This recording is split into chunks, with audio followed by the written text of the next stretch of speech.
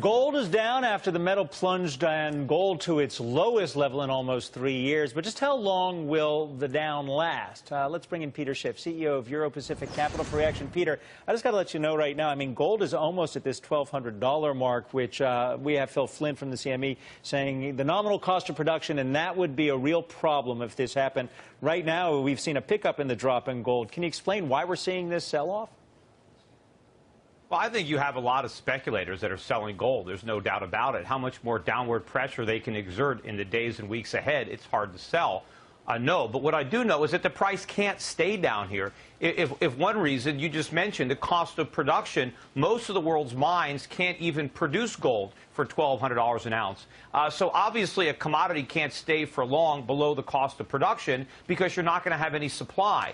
And that's going to take care of price because the supply goes away, the price has to go up. So one of the things that people have said the reason you want to have gold is the monetary policy, not only in the United States, but also in Japan, is going to bring about the kind of inflation where you're going to need something like gold to protect yourself. But the critics of that say that inflation hasn't even appeared in the United States, nor will it. You would disagree, but it looks like you're wrong.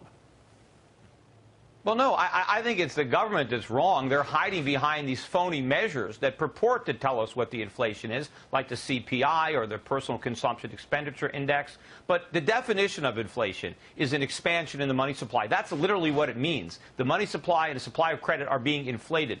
The result is that prices rise. But the Fed is not acknowledging, nor is the government, the extent to which consumer prices are, in fact, rising. And one of the reasons they're not rising even faster is because we've been able to export that inflation to our trading partners. That's one of the reasons that the cost of mining has gone up so much. Remember, these gold companies that can't mine gold today at $1,200, 10 years ago, when gold was $300, they were able to mine it at a profit. How have the cost of mining gold gone up so much if there's no inflation? There has been inflation. The price of gold doesn't even reflect it yet. You are far more experienced and wiser than me in this area, but I got to tell you, prices in the United States, the way that I and regular consumers would talk about inflation, our prices haven't come up. And I realize the PCE from the Fed, 1.1%, is low for them.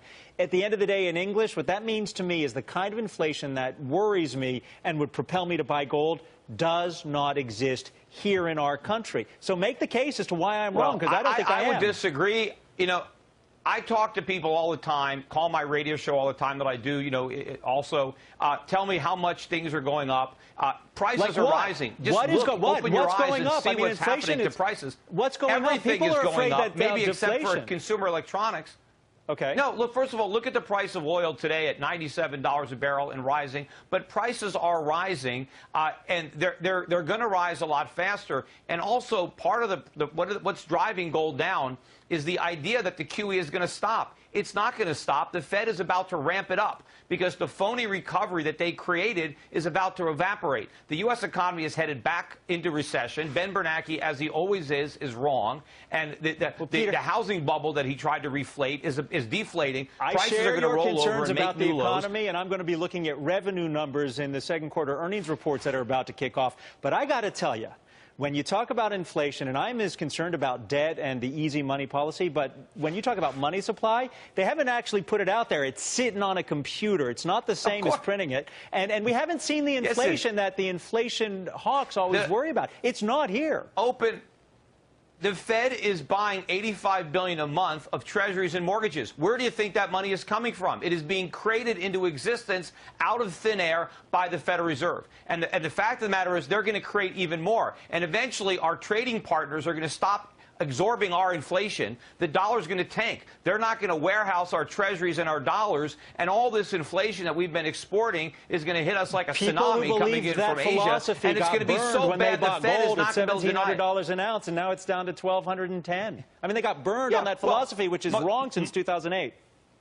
Well, hold on. Markets are volatile. Remember in 2008, gold dropped by 35% in 2008. People said, aha, you were wrong to buy gold. Then it tripled in the next 3 years.